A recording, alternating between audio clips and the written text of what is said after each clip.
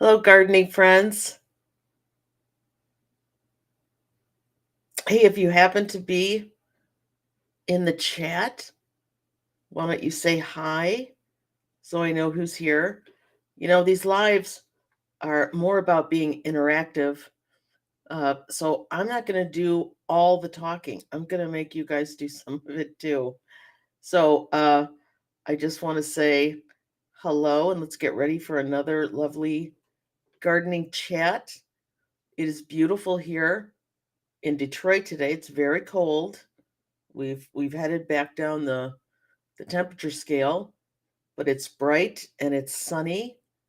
So it looks like there's some hope for spring to come. At least that's what always sunshine always gives me hope for that. Temperature, not so much, but sunshine always does. Anyway, I hope that you all had a lovely Thanksgiving, or for those that maybe don't celebrate American Thanksgiving, I hope you had a great week. Uh, Hello, Stephen and Sharon and Graham. So good to see you all here. Um, yes, and Stephen, I am well today. Thank you. Uh, Moving a little slow today. I don't know. I had it in my head that I missed our live. I don't know what I was thinking, but all of a sudden I was thinking, no, I do these on Wednesdays. And I realized, no, I really don't. Hi, Carline. Good to see all of you. We had a lovely Thanksgiving last week. My son and my granddaughter were able to be here. It was also her birthday. So she turned 6. And, those little ones at that age, you kind of forget. I mean, I have three. Not that I had them, I have them. Uh, but you forget when they become adults how active they are when they're little. Uh, she just had endless movement and endless energy, and I mean it's lovely. Uh, but we get used to a certain pace of life, and wow, she was just a lot. And I love having her here though, because she kind of just brightens up the whole house. So hello, Jean. Uh, Thank you for saying my last harvest. Uh, yeah, I was quite surprised actually at my last harvest. I did a quick little short video about it, and I had been whining a little bit on Potty Mouth that uh, carrot, my carrots and my potatoes were in bags that were frozen. So I put black plastic bags over them, and luckily we had a few days where it warmed up a bit. So was able to get them out.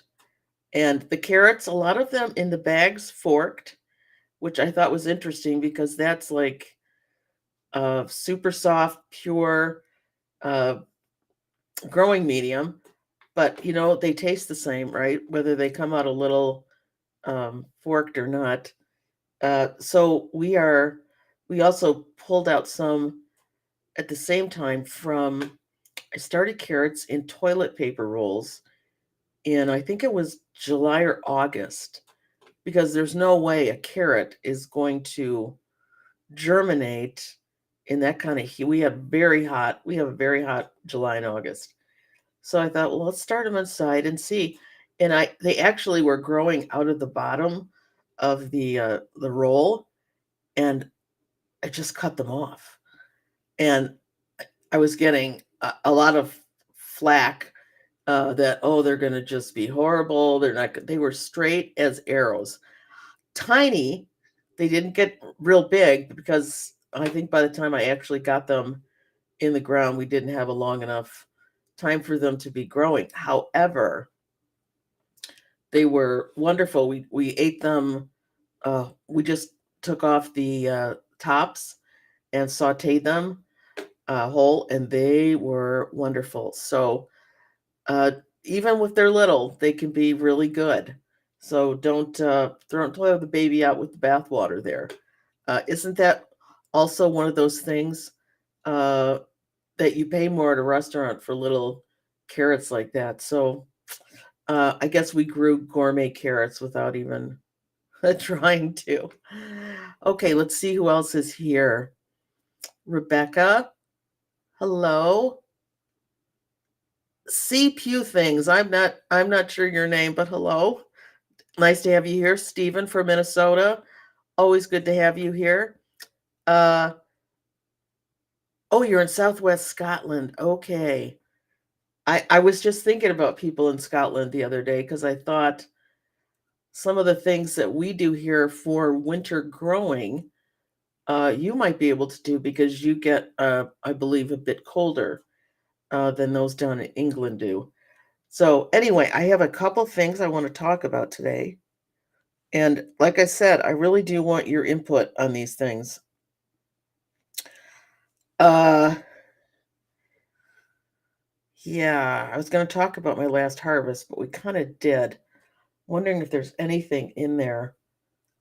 Uh, my parsley just does not want to stop growing. And I mean, I love that because I dehydrate it and I use it for the entire winter. But I'm amazed at how much it can deal with the really cold. I mean, we've been down in the teens already, which I know for Celsius folks is below, it's a negative number for you guys.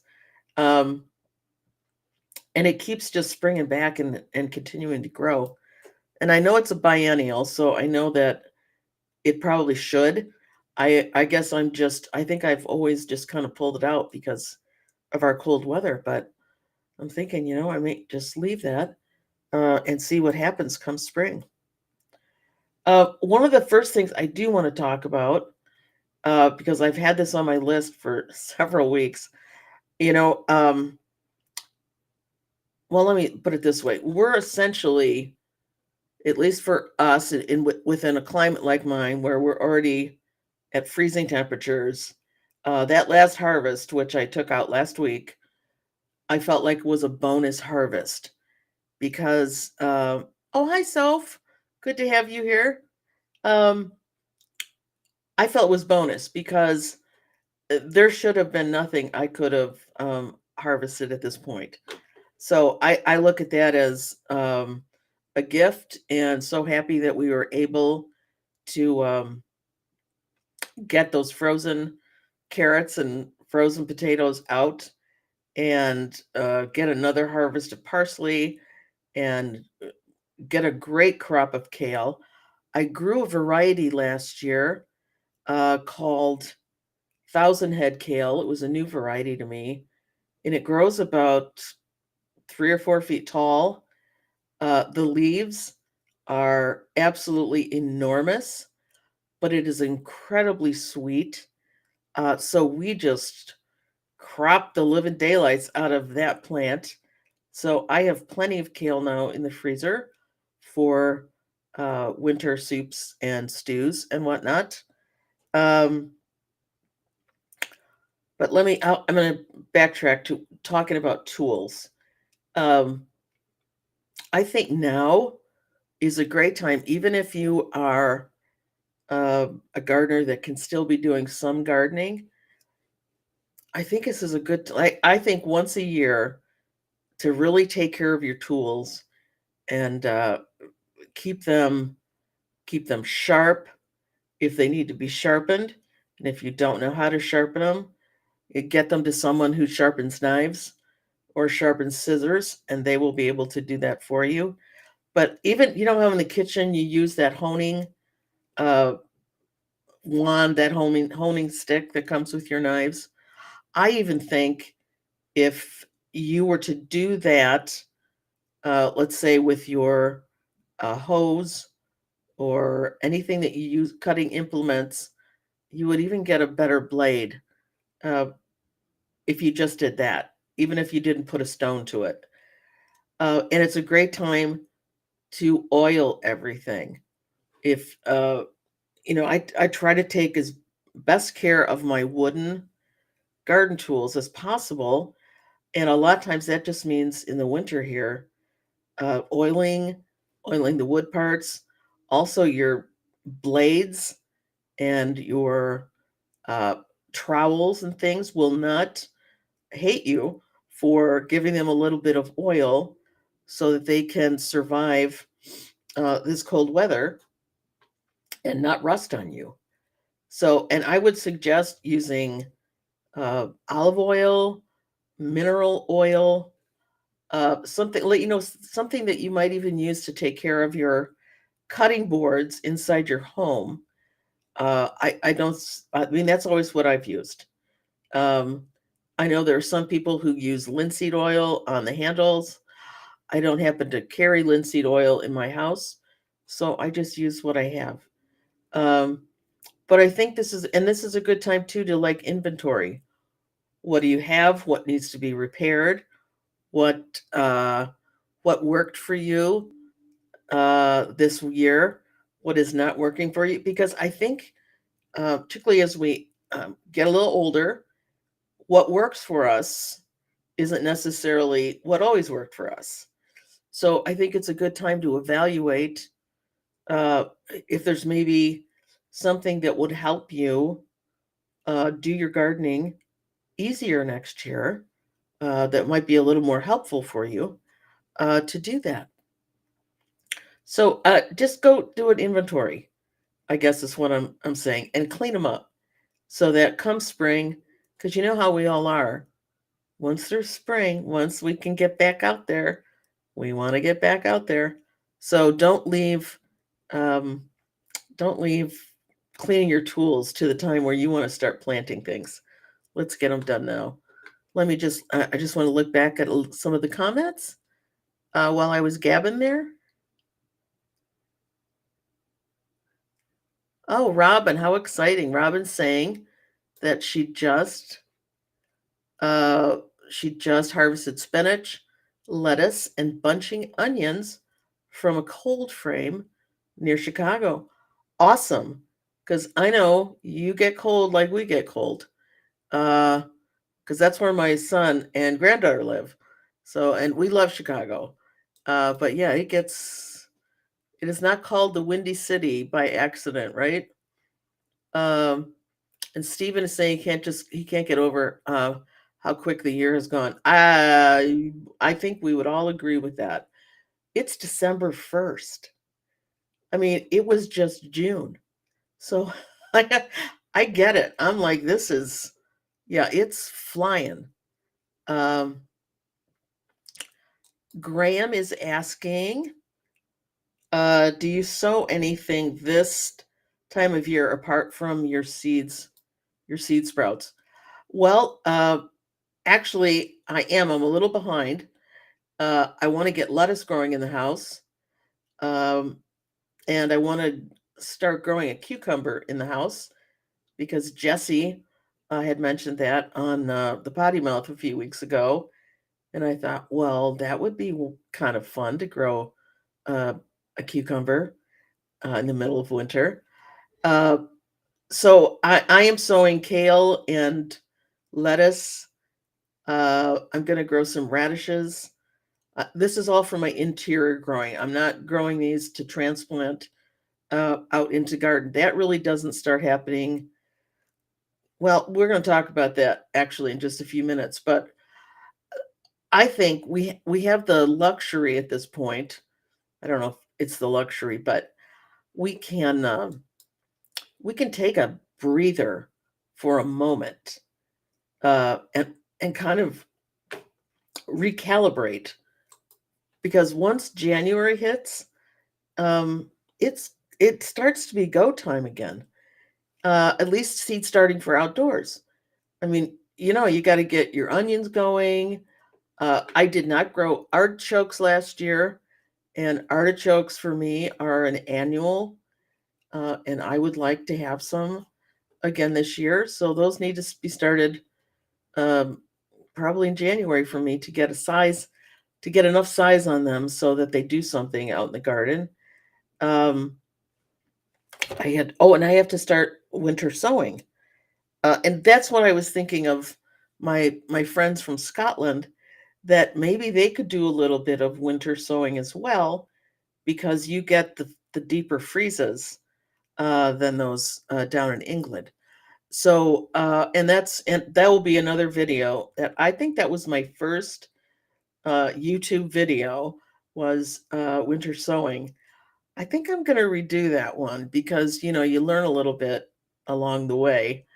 Um, but that's always a great thing to start because it's you sew it and you forget it until the temperatures start warming up, which for me is a lovely thing. Hi, Di. Hi, Di. Uh, okay. Robin is saying, I have had parsley winter over here in Scotland. Yes, that's what happens with my kale.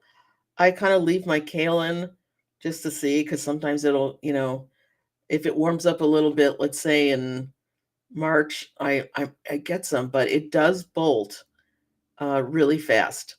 Yeah, I have noticed that.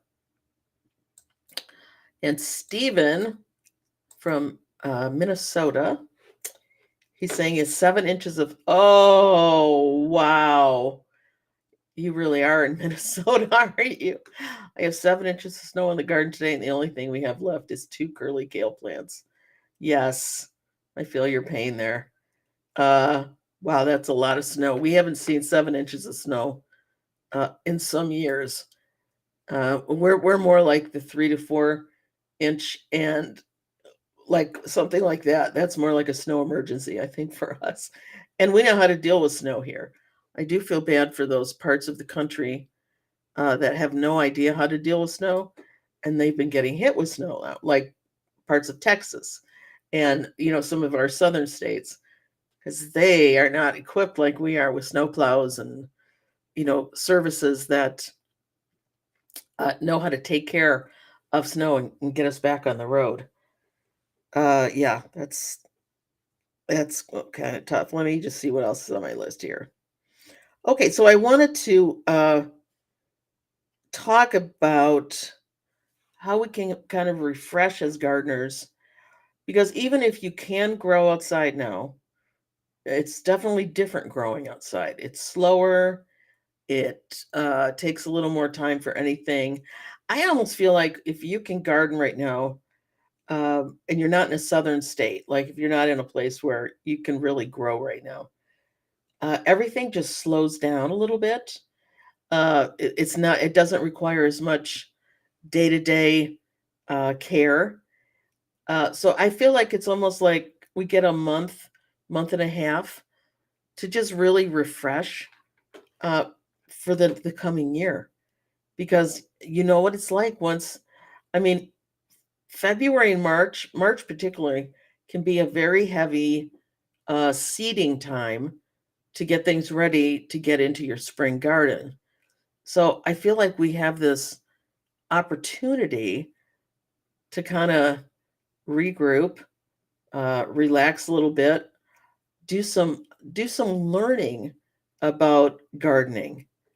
Sometimes in the middle of the season, I'll think, hey, um, I want to know more about how to produce better potatoes. I'm just giving an example here.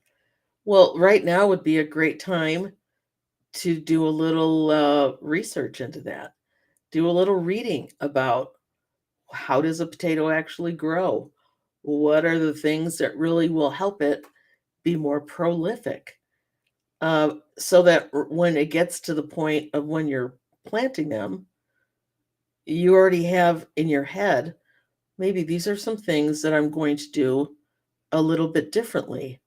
And I'm going to try this because I learned about this. So, where are some places? Okay, I'm going to say other than Google, because we all know the Google. Where do you go to learn those things? Uh, yeah, if you could put that in the comments, I'd love to know where you go. Some uh, seed catalogs are incredibly filled with information.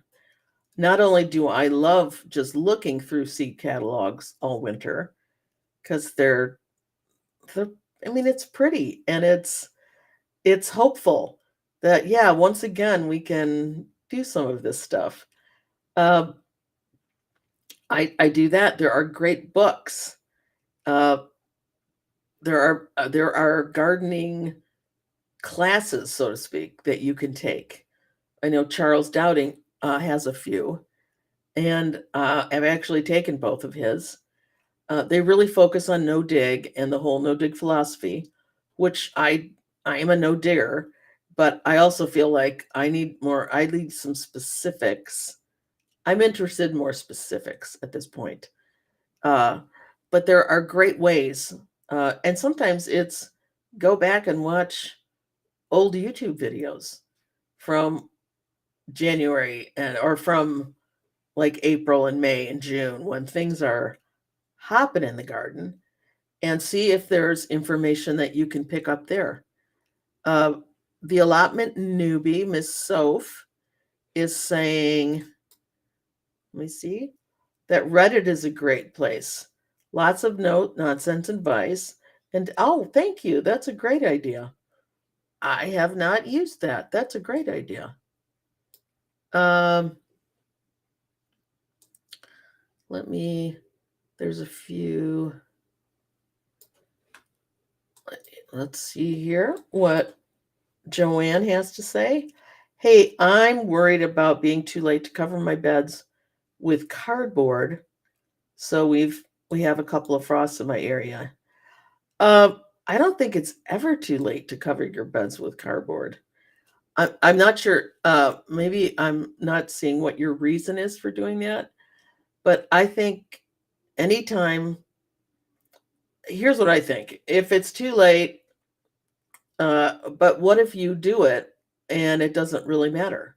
So I feel like go ahead and do it because it might just be fine. I have not covered.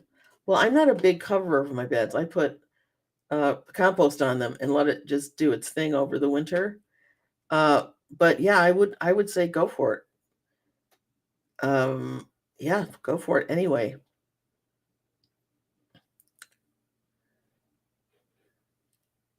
Okay.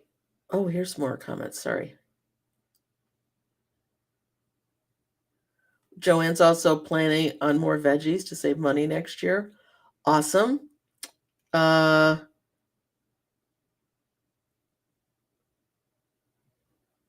let's see. Hi, Amelia.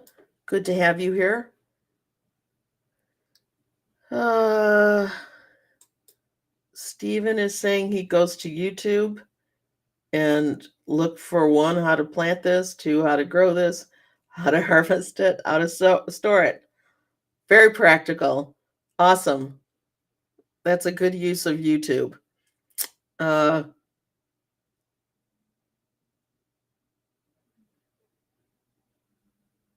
okay.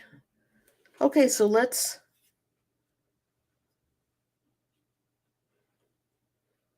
Leanne says she follows local gardeners and growers. I mean, that is, I know that we're from all over the place, but if you can find someone like kind of hyper local, that's uh that's a plus because they are actually growing right in your area and will give you nothing but like really good local advice.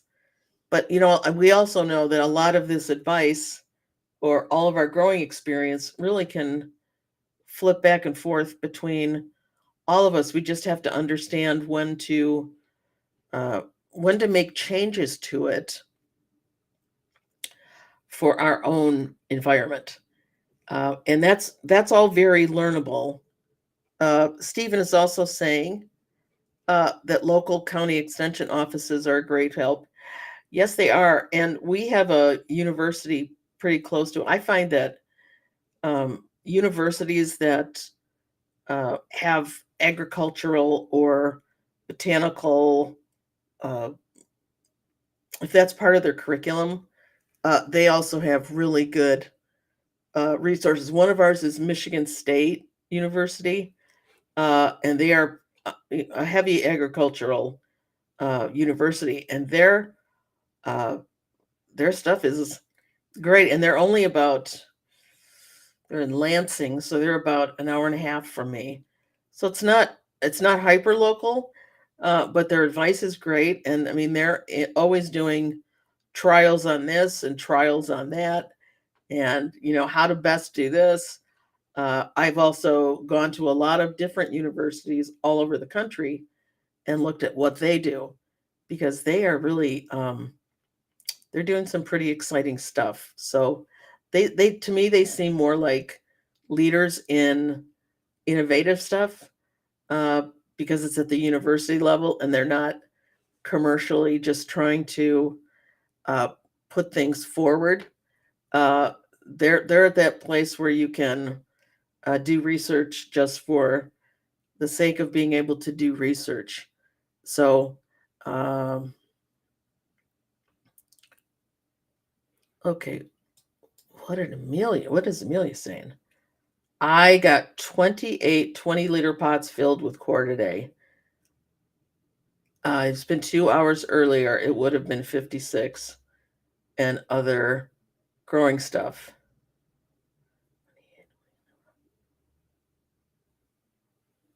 Oh, okay. So you're getting ready to start doing your seeding, I guess. Uh, that's great. And Stephen, as I always ask my neighbor, that man's got some knowledge just about, you know what? We all wish we had a neighbor like that. Yeah, some of these folks that have been doing it like their whole lives, um, they're just packed with knowledge, and they understand things maybe a little differently than uh, we just would with um, what we know. They know diseases, pests, and weather conditions. Yes. Um, oh, that's a great idea. Uh, we volunteer at local community gardens, so we learn along with other like-minded people. Great idea. That is an absolutely great idea, and what a wonderful thing for the community. I think community gardens are amazing, and I think so many people uh, learn from that, uh, enjoy the crops from that. I mean, I think it's a wonderful thing. Wonderful. Uh,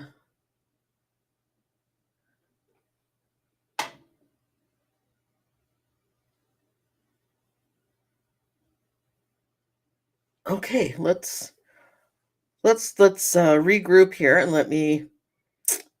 Uh, so I'm also wondering, what does everyone do in that, you know, and again, based on our where we are and what we're doing, February, March, April, like the glut of seed starting has to happen. And what do you do? How do you handle that all of this stuff needs to start? I mean, sometimes it can be a little overwhelming, I think. But what do you do to make sure you're getting things started at the right time? Uh, they're being taken care of, and you're not completely losing your mind in the process. Because let's say we're going to go in this January or this February, December is going to be a kind of a laid back gardening month, because it just is. But then we got to start getting some seeds in, even in January, those ones that are going to be, 12 to 16 weeks before we can put them out. Um, how do you guys, and then it just continues to get uh, more and more seeds need to get in, because you need to, 6 to 8 weeks before they need to go out. And it is the more the seeds get ready to go in, how do you handle that? How do you handle that?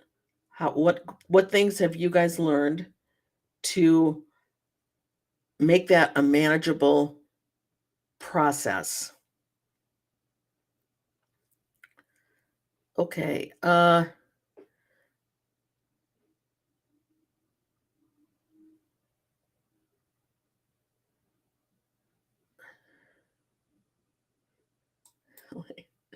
This looks cute. Okay, Joanne saying, I managed not to kiss garlic this year. Planted some in October for the first time. Oh, well, wonderful. You're going to love that. I'm still processing mine from my blunder last year of planting so many. So that is awesome. Stephen is also saying he buys and orders things now before the rush. Get what you want and not just what's left. Absolutely.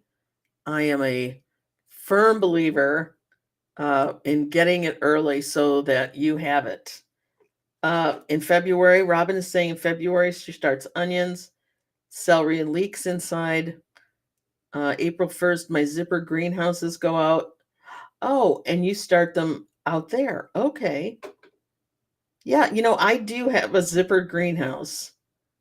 Um, and I don't know that I take as good advantage of that as I could, because those little, they're very inexpensive. They're, make sure you weight them down because the wind will knock those off. But they get really, really warm in there. And I used it a lot last year, but I think, like you, Robin, I think I'm going to use it a lot more this year uh, because it, I can't believe the heat it gets when it's still incredibly cold outside. Uh, oh, you managed not to miss garlic. Okay, I thought when you said kiss garlic, uh, I thought you were just being cute. That was cute, but first time planting in autumn. Awesome. Love garlic. And it's one of those plants. You plant it, you do a little fertilizing, you take care of it a little bit, you make sure there's no weeds, but they pretty much take care of themselves. That's a really nice crop to grow. Um, haven't mastered that yet. It's a gong show of seedlings and plants. Oh, I did a video last year on that as well. That was one of my other first videos, and I had seeds, uh, or should I say seedlings, everywhere. Wherever I could find a horizontal surface, even if that was the floor, I had things growing. So that I guess that's what I was kind of trying to get to was, it's not just getting them all in; it's what do you do with all of them, and that really can be, you know, switching them around, making sure it gets enough light, making sure it gets enough water. That can be very confusing. Uh, oh, Graham's garlic is up. Uh, awesome. And 120 garlic is a manageable amount of garlic. So kudos to that. Uh,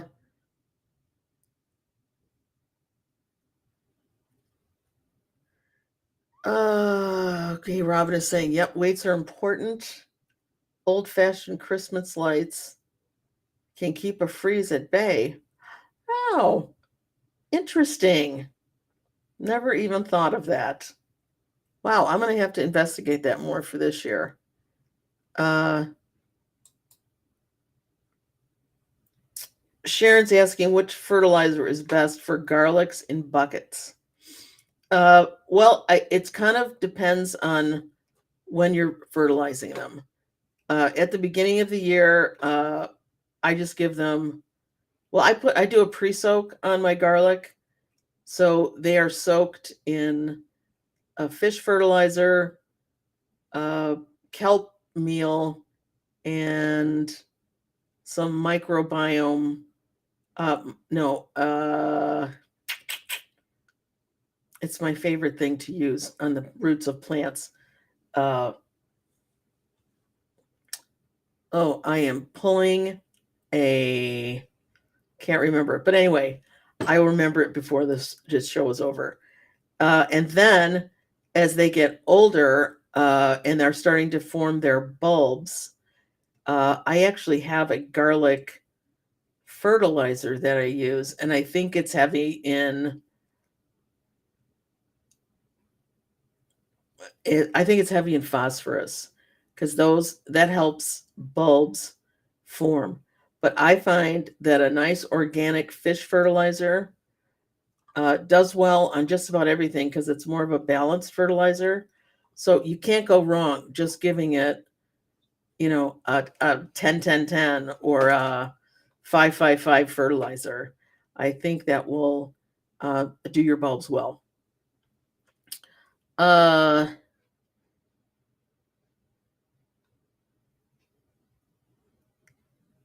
okay. Thank you, Stephen. Mycorrhizal. Oh my goodness. I was pulling a blank there, and that's like one of the most important things I use. I love it. Uh, Rob is saying to Sharon, that's some blood, fish, and bone. And that's not really a fertilizer we have here in the States. So, but I think the point is that's pretty balanced, blood, fish, and bone. Um,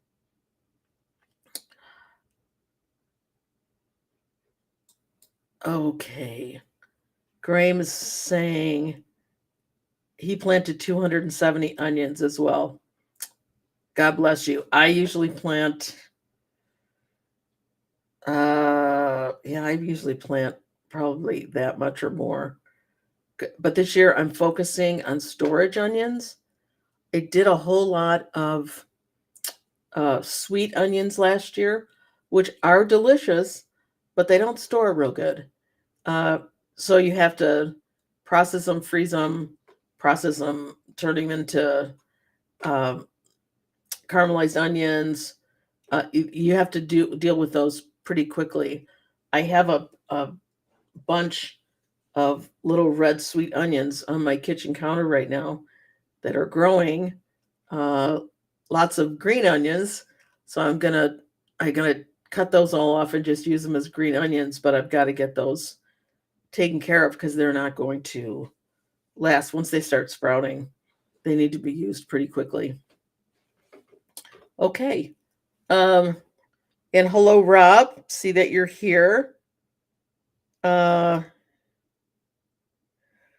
so one of the other things I'm doing right now, uh, and I wonder if you guys do this too, um, is I'm going through all my seeds, all of them, and it's a it's a little bit of a time-consuming process because I have a lot of seeds, but it's time to go. Didn't like that one.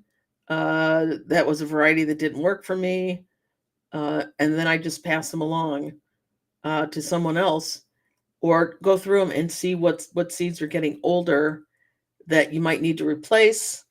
Although I'm a firm believer that, if they're old, give it a try. There's not, even though it says on the seed packet, plant by this date, it's kind of like an expiration date on things in your refrigerator. Yes, that is the, ideal time for things to be maybe discarded, but it doesn't mean it's bad yet. So you can check those and see. So I'm really going through and I'm giving it a good uh, culling, maybe I'll call it that, uh, because you, I'm I try a lot of varieties, and I'm always interested in buying varieties that I cannot just buy in the store. So I don't grow any orange carrots. I just don't because I can easily buy organically grown orange carrots at just about every grocery store around me. So I like to grow ones. I love to grow purple carrots, which is the original color of carrots. So it's more going back to but they're beautiful. They make, if you ever juice purple carrots, it's crazy what the juice looks like, but it is absolutely uh, wonderful. Uh, so I just sometimes have to go, well, this one worked better than that one, so let's cut this one out and let's lean more into this variety because it does very well for my growing. So I think this is a really good time to do that. See where there are holes in your seeds, meaning I don't have enough broccoli. So let's go investigate uh, some other broccoli seeds that might be helpful for me. So I would just suggest, like, this is a really good time of year to do that. Unfortunately, I've already done a great many of my seed hauls, so to speak. So that was kind of not in the best order that I kind of ordered stuff before I went through my seeds, but that's also part of the fun of it for me. And I like to send seeds. I'm a big gifter of seeds, so I love that whole process. Uh, Stephen is saying he does large batches of caramelized onions. Yes, uh, I do the same. We just canned up. Oh my, I think I have like 28 half pints, which would be the 4-ounce jars, and maybe about 16 pints. But I use them as a base for cooking a whole lot of things because there's nothing better than popping in caramelized onions to a soup or a stew, or even just putting them over any kind of protein that you might have. And they're just absolutely delicious. Uh, oh, well, Leanne, this is great. You have inspired me to try lettuce again. So I have wee seedlings, also cucumbers, but they haven't germinated yet. Yeah, I'm a little bit behind because I've been moving my growing station from its original location to right behind me, and but I still have all kinds of gardening things on that shelf behind me. So I need to get my lights and things set up because I'm very excited to try growing a cucumber inside the house. Uh, I just think that would be I think that would be great fun. And I thought I'd grow it up one of those corner supports. Uh, yeah, so I'm very excited to try that. Uh, are you guys trying any new varieties this year of stuff? Are there any new varieties that uh, you are excited to try? Uh, I am going to be doing a couple seed haul videos here um, in the next week or so because not all of the seed companies put pictures of what the seeds look like on the front of their packages. And I find that if you're going to do a seed haul video, everybody needs to see what is actually the variety is going to look like. Um, so I need to go and pull some pictures, and I think that will work better in a video than in a live. But I want to do that so that y'all can see what ones I'm growing and what ones are new that I've never tried before. Uh, yes, Soph, it's going to be a cucumber houseplant. Yes, which I think she got cucumbers off it though. So I thought, well, I'm going to give it a try. Uh, yeah. So, what are some things that you want to learn about this winter? We've got about 10 minutes here. Let's talk about that. What are some of the things that you want to learn about uh, this year? I would love to learn more deeply about soil structure and what really you can hear what a lot of people are saying. I'd like to actually um, really learn about soil structure. I had no education in um, anything agricultural. My background's in chemistry, so way different background. Uh, okay, so Soph is saying honey melon cucumbers and lemon cucumbers. Very interesting. Honey melon cucumbers sound fabulous. I grew lemon cucumbers many, many, many, many, many years ago. I thought they had a lot of seeds, but I could be. Here's the deal: they're complete. What I grew many years ago and what grows today will be a very different lemon cucumber. So I shouldn't even have said that because if you're getting seeds now, all of these things have been improved on as the years have gone by. So I would imagine that would be great. Ooh, Wild Boar Farms, love them. Trying the new Wild Boar Farms Tim Taste of Paradise. Oh, that sounds delicious. I love Wild Boar Farms. So I've never grown anything that really I didn't like.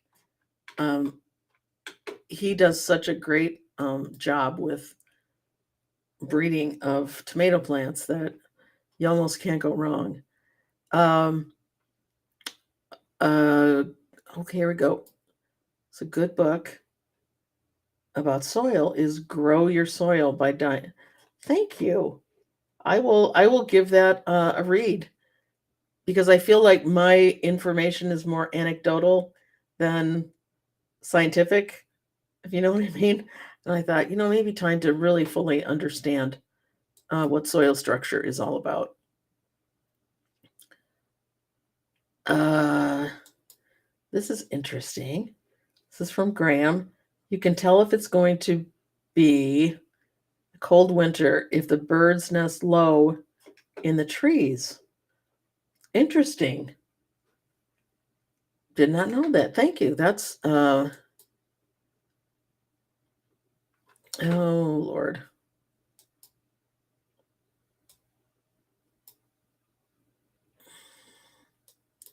Sorry, we have one of those people in here.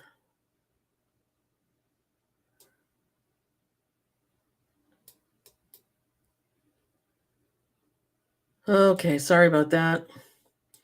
Well, maybe that's I thank you for that. That was my fault. Uh oh, I don't like these people. Okay, sorry about all that. Okay. Okay, we're back.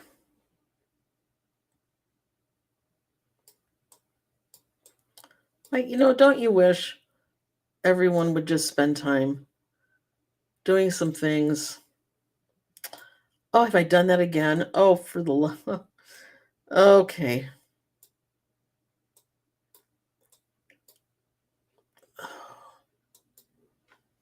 I am so sorry. Okay. Uh, yep. Don't you wish though that these people would do things more constructive with their lives? I mean, we're just a bunch of gardeners here. What is the problem? We're not. Oh my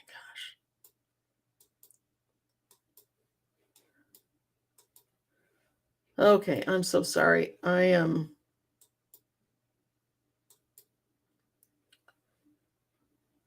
Oh,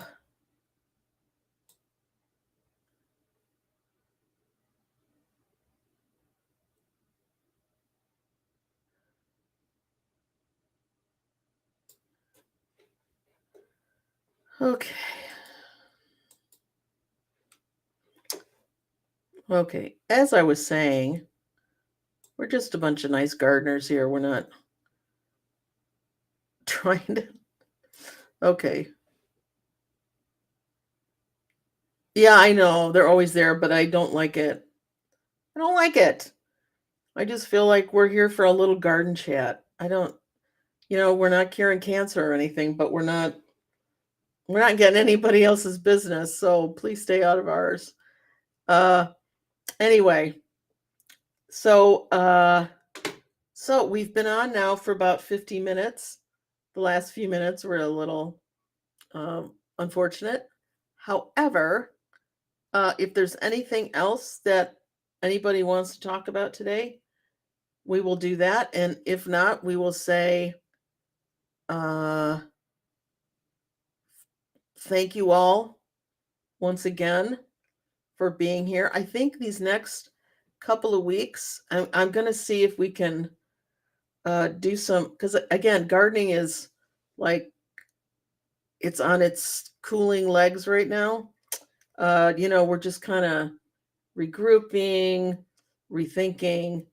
So I'd kind of like to make the next maybe 3 as we end up the year, which I can't believe we're talking about ending up the year.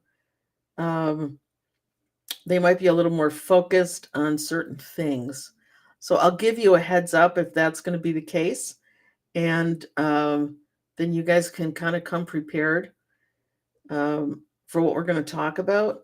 But I thought that might be kind of fun instead of, uh, yeah, I think a couple focused ones would be much better for all of us. So thank you all as always, for being here. Um, this is like a highlight of my week. I enjoy it so much. Love to talk about gardening. Love as I've gotten to know so many of you through this unexpected channel that has been started.